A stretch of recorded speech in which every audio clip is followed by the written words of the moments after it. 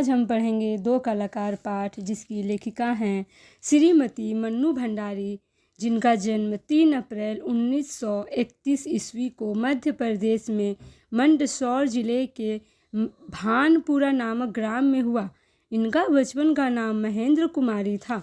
इनकी प्रमुख रचनाएं हैं एक प्लेट सैलाब, मैं हार गई, 3 निगाहों की एक तस्वीर, यह सच है, त्रिशंकु, आँखों देखा झूठ, कहानी संग्रह, आपका बंटी, 1 इंच मुस्कान, महाभोज, उपन्यास तथा बिना दीवारों का घर, नाटक। इनकी रचना यही सच है पर आधारित रजनीगंधा नामक फिल्म को 1974 की सर्वश्रेष्ठ फिल्म का पुरस्कार प्राप्त हुआ। इन्हें हिंदी अकादमी, दिल्ली का शिखर सम्मान, राजस्थान संगीत नाटक अकादमी व्यास सम्मान से विभूषित किया गया तथा उत्तर प्रदेश हिंदी संस्थान द्वारा पुरस्कृत किया गया। 2 कलाकार। ए रूनी उठ, कहते हुए चादर खींचकर चित्रा ने सोती हुई अरुणा को झकझोर कर उठा दिया। अरे क्या है? आंखें मलते हुए तनिक झिझलाहट भरे स्वर में अरुणा ने पूछा। चित्रा उसका हाथ पकड़कर खींचती हुई ले गई और अपने ने बनाए हुए चित्र के सामने ले जाकर खड़ा करके बोली, देख मेरा चित्र पूरा हो गया। ओह, तो इसे दिखाने के लिए तूने मेरी नींद खराब कर दी। अरे जरा इस चित्र को तो देख, ना पास गई, पहला इनाम तो नाम बदल देना। चित्र को चारों ओर घुमाते हुए अरुणा बोली, किधर से देखूं, यह तो बता दे।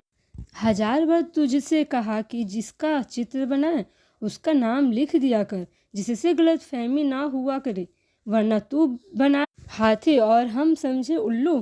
तस्वीर पर आंखें गड़ाते हुए बोली, किसी तरह नहीं समझ पा रही हूँ कि 84 लाख योनियों में से आखिर यह किस जीव की तस्वीर है। तो आपको यह कोई जीव नजर आ रहा है? जरा अच्छी तरह देख और समझने की कोशिश कर। अरे यह क्या, इसमें तो सड़क, आदमी, ट्राम, बस, मोटर, मकान सब एक दूसरे पर चढ़ रहे हैं, मानो सबकी खिचड़ी पकाकर रख दी हो। क्या घनचक्कर बनाया है? यह कहकर अरुणा ने चित्र रख दिया। जरा सोचकर बता कि यह किसका प्रतीक है? तेरी बेवकूफ़ी का। आई है बड़ी प्रतीक वाली। अरे जनाब, यह चित्र का आज की दुनिया में कन्फ्यूज़न का प्रतीक है, समझी? मुझे तो तेरे दिमाग के कन्फ्यूज़न का प्रतीक नज़र आ रहा है। बिना मतलब ज़िंदगी खराब कर रही है। और अरुणा मुंह धोने के लिए बाहर चली गई। लौटी तो देखा 3-4 बच्चे उसके कमरे के दरवाजे पर खड़े उसकी प्रतीक्षा कर रहे हैं। आते ही बोली, आ गए बच्चों, चलो मैं अभी आई। क्या यह बंदर पाल रखे हैं तूने? फिर जरा हंसकर चित्रा बोली, एक दिन तेरी पाठशाला का चित्र बनाना होगा, लोगों को दिखाया करेंगे कि हमारी एक मित्र साहिबा थी जो बस्ती के चौकीदारों, नौकरों और चपरासियों के बच्चों को पढ़ा कर ही अपने को भारी पंडिताइन और समाज सेविका समझती थी। 4 बजते ही कॉलेज के सारी लड़कियां लौट आई, पर अरुणा नहीं लौटी। चित्रा चाय के लिए उसकी प्रतीक्षा कर रही थी। पता नहीं कहाँ कहाँ भटक जाती है, बस इसके पीछे बैठे रहो। अरे क्यों बड़बड़ कर रही है? ले मैं आ गई, चल बना चाय, मिलकर पियेंगी। तेरे मनोज की चिट्ठी आई है। अरुणा लिफाफा फाड़कर पत्र पढ़ने लगी। जब उसका पत्र समाप्त हो गया तो चाय पीते पीते चित्रा बोली, आज पिताजी का भी पत्र आया है। लिखा है जैसे ही यहाँ कोर्स समाप्त हो जाए मैं विदेश जा सकती हूँ। मैं तो जानती थी पिताजी कभी मना नहीं करेंगे। हाँ भाई, धनी पिता की इकलौती बिटिया ठहरी, तेरी इच्छा कभी टाली जा सकती है? पर सच कहती हूँ, मुझे तो सारी कला इतनी निरर्थक लगती है, इतनी बेमतलब लगती है कि बता नहीं सकती किस काम की ऐसी कला जो आदमी को आदमी न रहने दे। अरुणा आवेश में बोली, तो तू मुझे आदमी नहीं समझती क्यों? तुझे दुनिया से कोई मतलब नहीं, दूसरों से कोई मतलब नहीं, बस 24 घंटे अपने रंग और तुलिकाओं में डूबी रहती है।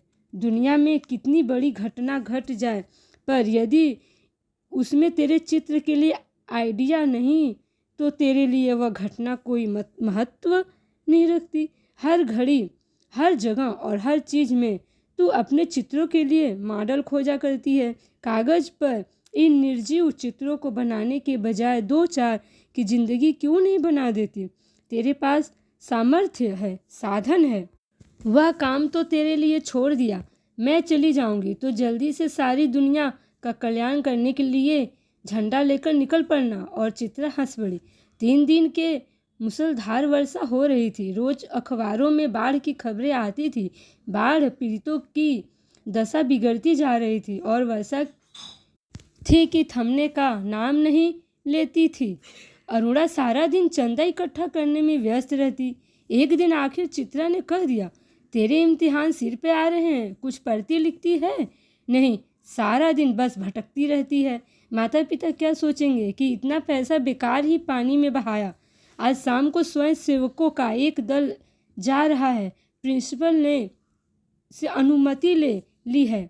मैं भी उनके साथ ही जा रही हूँ। चित्रा की बात को बिना सुने उसने कहा। शाम को अरुणा चली गई। 15 दिन बाद वह लौटी तो उसकी हालत काफ़ी खस्ता हो रही थी। सूरत ऐसी निकली आई थी मानो 6 महीने से बीमार हो। चित्रा उस समय गुरुदेव के पास गई हुई थी। अरुणा नहा धोकर खा पीकर लेटने लगी। तभी उसकी नज़र चित्रा के नए चित्रों की ओर गई। 3 चित्र बना रखे थे। तीनों बाढ़ के चित्र थे।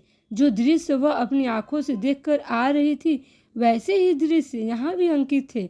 उसका मन जाने कैसा कैसा हो गया। शाम को चित्रा लौटी तो अरुणा को देखकर बड़ी प्रसन्न हुई।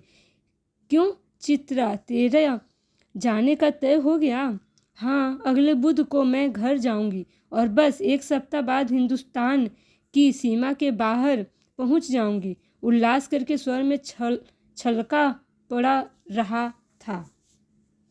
सच कह रही है तू? चली जाएगी चित्रा? 6 साल के साथ रहते रहते यह बात मैं तो भूल गई कि कभी अलग भी होना पड़ेगा। तू चली जाएगी तो मैं कैसे रहूंगी? उदासी भरे स्वर में अरुणा ने पूछा। लगा जैसे स्वयं से पूछ रही हो। कितना स्नेह था दोनों में। सारा हॉस्टल उनकी मित्रता को ईर्ष्या की दृष्टि से देखता था। आज चित्रा को जाना था। अरुणा सवेरे से ही उसका सारा सामान ठीक कर रही थी। एक एक करके चित्रा सबसे मिल आई। बस गुरुजी से मिलना रह गया था, सो उनका आशीर्वाद लेने चल पड़ी। 3 बज गए थे। वह लौटी नहीं। 5 बजे की गाड़ी से वह जाने वाली थी। अरुणा ने सोचा वो खुद जाकर देख आए कि आखिर बात क्या हो गई। तभी बड़बड़ाती सी चित्रा ने प्रवेश किया। बड़ी देर हो गई है ना? अरे क्या करूं, बस कुछ ऐसा हो गया कि रुकना ही पड़ा। आखिर क्या हो गया ऐसा जो रुकना ही पड़ा? सुने तो 2-3 कंठ एक साथ बोले। गर्ग स्टोर के सामने पेड़ के नीचे अक्सर एक भिखारिन बैठी रहा करती थी। ना लौटी तो देखा कि वह वही मरी पड़ी है और उसके दोनों बच्चे उसके सूखे शरीर से चिपक कर बुरी तरह से रो रहे हैं। जाने क्या था उस सारे दृश्य में कि मैं अपने को रोक न सकी। एक रफ सा स्केच बना ही डाला। बस इसी में देर हो गई। 4:30 बजे चित्रा हॉस्टल के फाटक पर आ गई, पर तब तक अरुणा का कहीं पता नहीं था। बहुत सारी लड़कियां उसे छोड़ने स्टेशन तक भी गई, पर चित्रा की आंखें बराबर अरुणा को ढूंढ रही थी। 5 भी बज गए। रेल चल पड़ी, पर अरुणा न आई, सो न आई। विदेश जाकर चित्रा तन मन से अपने काम में जुट गई। उसकी लगन ने उसकी कला को निखार दिया। विदेश से उसके चित्रों की धूम मच गई। भिखारिन और 2 अनाथ बच्चों के उस चित्र की प्रशंसा में तो अखबारों के कालम भर गए। शोहरत के ऊंचे कगार पर बैठे चित्रा जैसे अपना पिछला सब कुछ भूल गई। पहले वर्ष तो अरुणा से पत्र व्यवहार बड़े नियमित रूप से चला, फिर कम होते होते एकदम बंद हो गया। पिछले 1 साल से तो उसे यह भी मालूम नहीं कि वह कहाँ है। अनेक प्रतियोगिताओं में उसका अनाथ शीर्षक वाला चित्र प्रथम पुरस्कार पा चुका था। जाने क्या था उस चित्र में जो देखता चकित रह जाता। 3 साल बाद जब वह भारत लौटी तो बड़ा स्वागत हुआ उसका। अखबारों में उसकी कला पर, उसके जीवन पर अनेक लेख छपे। पिता अपनी इकलौती बिटिया की इस सफलता पर बहुत प्रसन्न थे। दिल्ली में उसके चित्रों की प्रदर्शनी का विराट आयोजन किया गया। उद्घाटन करने के लिए चित्रा को ही बुलाया गया। उस भीड़ भाड़ में अचानक उसकी भेंट अरोड़ा से हो गई। रूनी कहकर चित्रा भीड़ की उपस्थिति को भूलकर अरोड़ा के गले से लिपट गई।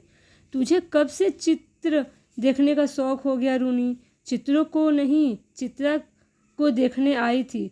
तू तो एकदम भूल ही गई। अरे ये बच्चे किसके हैं? 2 प्यारे से बच्चे अरोड़ा से सटे खड़े थे। लड़के की उम्र 10 साल की होगी तो लड़की की कोई 8। मेरे बच्चे हैं। और किसके? ये तुम्हारी चित्रा मौसी है, नमस्ते करो अपनी मौसी को, अरोड़ा ने आदेश दिया। बच्चों ने बड़े आदर से नमस्ते किया, पर चित्रा अवाक होकर कभी बच्चों को और कभी अरोड़ा का मुंह देख रही थी। तभी अरोड़ा ने टोका, कैसी मौसी है, प्यार तो कर। और चित्रा ने दोनों के सिर पर हाथ फेरा प्यार का। अरोड़ा ने कहा, तुम्हारी ये मौसी बहुत अच्छी तस्वीरें बनाती है। यह सारी तस्वीरें इन्हीं की बनाई हुई है। आप हमें सब तस्वीरें दिखाएं मौसी, बच्चे ने फरमाइश की। चित्रा उन्हें तस्वीरें दिखाने लगी। घूमते घूमते वे उसी भिखारिन वाली तस्वीरें के सामने आ पहुँचे। चित्रा ने कहा, यही वह तस्वीर है रूनी जिसने मुझे इतनी प्रसिद्धि दी। ये बच्चे रो क्यों रहे हैं मौसी? तस्वीर को ध्यान से देखकर बालिका ने पूछा। इसकी माँ मर गई है, देखती नहीं, मरी पड़ी है, इतना भी नहीं समझती? बालक ने मौका पाते ही अपने बड़कपन और ज्ञान की छाप लगाई। ये सचमुच के बच्चे थे मौसी। बालिका का स्वर करूर से करूरतर होता जा रहा था। और सचमुच के बच्चों को देखकर ही तो बनाई थी यह तस्वीर। मौसी, हमें ऐसी तस्वीर नहीं, अच्छी अच्छी तस्वीरें दिखाओ, राजा रानी की, परियों की। यह तस्वीर को और अधिक देर तक देखना बच्चों के लिए असहाय हो उठा था। तभी अरुणा के पति आ पहुँचे। साधारण बातचीत के पश्चात अरुणा ने दोनों बच्चों को उनके हवाले करते हुए कहा, आप जरा बच्चों को प्रदर्शनी दिखाई, मैं चित्रा को लेकर घर चलती हूँ।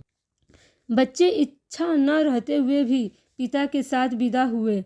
चित्रा को दोनों बच्चे बड़े ही प्यारे लगे। वह उन्हें देखती रही। जैसे ही वे आंखों से ओझल हुए उसने पूछा, सच सच बता अरुणी, ये प्यारे प्यारे बच्चे किसके हैं? कहा तो मेरे। अरुणा ने हंसते हुए कहा, अरे बता ना, मुझे ही बेवकूफ़ बनाने चली है। एक क्षण रुककर अरुणा ने कहा, बता दूं? और फिर उस भिखारिन वाले चित्रों के दोनों बच्चों पर उंगली रखकर बोली, ये ही वे दोनों बच्चे हैं। क्या? चित्रा की आंखें विस्मय से फैली रह गई। क्या सोच रही है चित्रा? कुछ नहीं, मैं सोच रही थी कि पर शब्द शायद उसके विचारों में खो गए।